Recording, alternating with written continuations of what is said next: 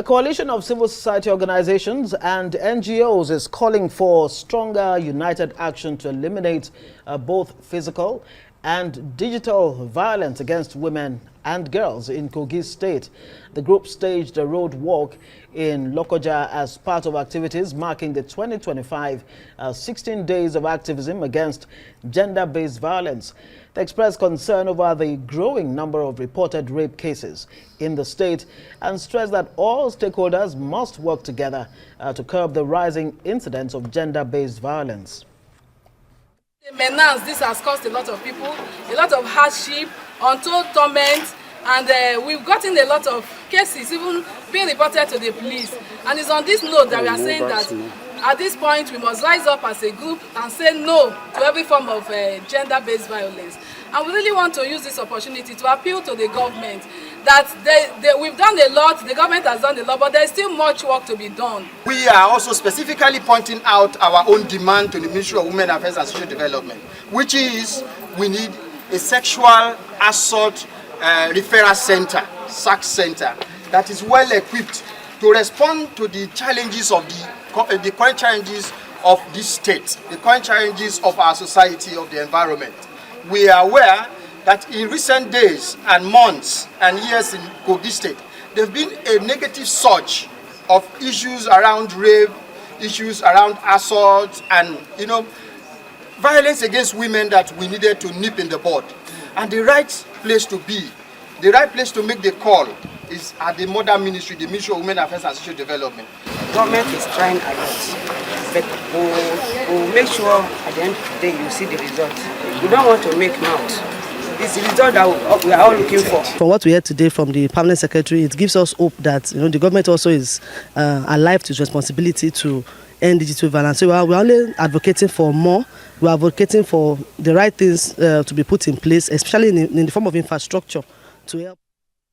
All right, still on Human Rights you have Day. This one. Yeah, thank you very much, Adiswa. Now, as the world marks International Human Rights Day 2025, analysts have identified reasons why Nigeria's human rights record has continued to worsen despite efforts by the government and civil society to address it.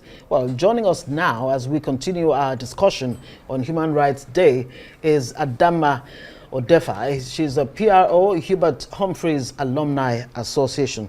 Thank you very much for joining us on Newsnight. Thank you for having me, yes, well, there's so many aspects of human rights that we've been looking into, since we started marking it yesterday, December 10.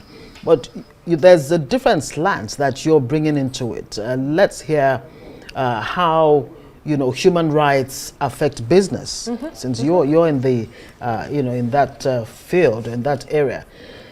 I mean, help us understand what we're talking about here, human rights and business. Yes, so the Hubert H. Humphrey Fellowship Alumni Association is a program under the Fulbright run by the U.S. government where people go from here to the States to study and to develop career-wise. Right. And then we're expected to come and give back to our society. So one of the things we do to give back is to have our annual seminar. And we always engage in national discourse. We're more concerned about national than international. It's Nigeria first, home first, charity begins at home. So this year we're looking at business and human rights, operationalizing the UN guiding principles for sustainable development in Africa, and then overcoming barriers to implementation. So we're looking at business, human rights and business. How do you do your business respecting the right of the next person? Right. And how does the next person let you do your business while respecting your rights? And some of the things that come to mind, or some of the things we discussed during the seminar, were the degradation caused to the environment by maybe mining, by exploration and things like that, and the exploitation of people in mining. One of our speakers was telling us, or one of our contributors was telling us that he went to some state, I won't mention which state it is, and they're mining, and the culprits, the country already, I won't mention them, but we all know them. So those little yellow people, they were mining this thing, and they buy like a paint rubber of it for 300 naira from the villagers. And then they have somewhere where they're refining this thing, and it's actually sold for about $400 to $500 for that bit that they buy for $300 from the villagers. But of course, this villagers 300 naira. 300 naira. From Yeah, the sorry. villagers. Yeah, 300 Right. naira. They make them mind these things. This thing they don't know what it is, so they just scoop this thing and give to them, and they get paid 300 naira, and they seem to be quite happy.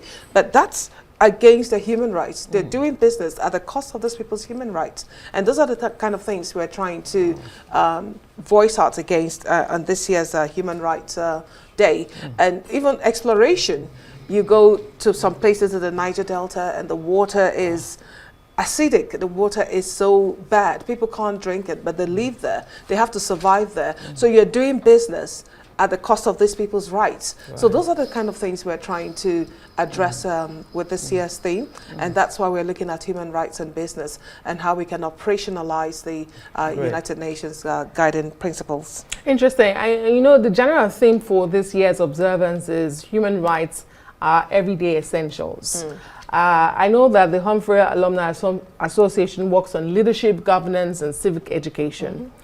When you cite instances such as that, villages where they're being exploited, from your work on ground and your exchanges, do the people know their rights? Are they aware of their rights? And what are the challenges, you know, to ensuring that they begin to know their rights and they stop this? That is the problem. Now, it's one thing for the people to know their rights. It's a different thing for policy and government to protect their rights. So I think the starting point is policy. The starting point is government, to talk to them, to lobby them, to engage with them, so that in the first place, these people, if they're going to go there to mine and they're going to use the villagers to mine, fine, procure your license, do your paperwork, do due diligence, do safety, health and safety of the people mining for you, and then pay back the community. Pay the community something. And someone was given an example in the same program of another country, African country as well, where they went and such mining and things were going on. And then these people had done solar irrigation, some kind of sophisticated irrigation thing. And all you need to do is, at the time you want to irrigate your farm, you just push a button and the water comes on, it's irrigated. So these people, these farmers are in season all round the year. And they're prosperous, they're doing well, the environment is beautiful, taken care of by people who have come to exploit. Or should I say exploit or should I say explore? I think both words. Okay. Actually, their resources. So it's a very different story from the story I just told of what is going on in Nigeria, somewhere in the north in Nigeria, versus this other foreign country in Africa, and how these people are being responsible and respectful. These rights you speak about, are they actionable? How do you begin to help these people, in spite of the fact that they really don't even understand, you know, their rights in the first place? But how do you step in? How does government step in, or those who should? The easiest thing in the world is for government to step in. Right. Government is power. Somebody once said, after God, now government. Yeah. So government is power. Yeah, government can no do anything. And they have policies. There are policies.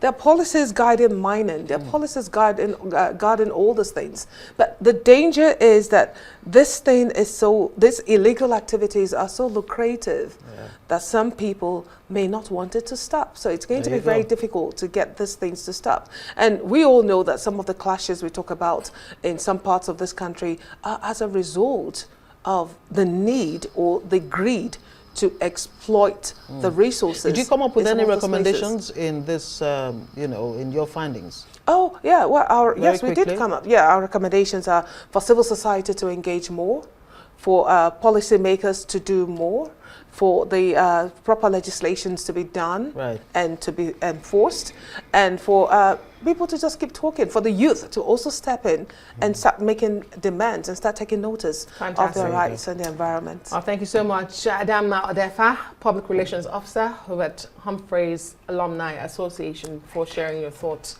Thank you on for this having matter. me.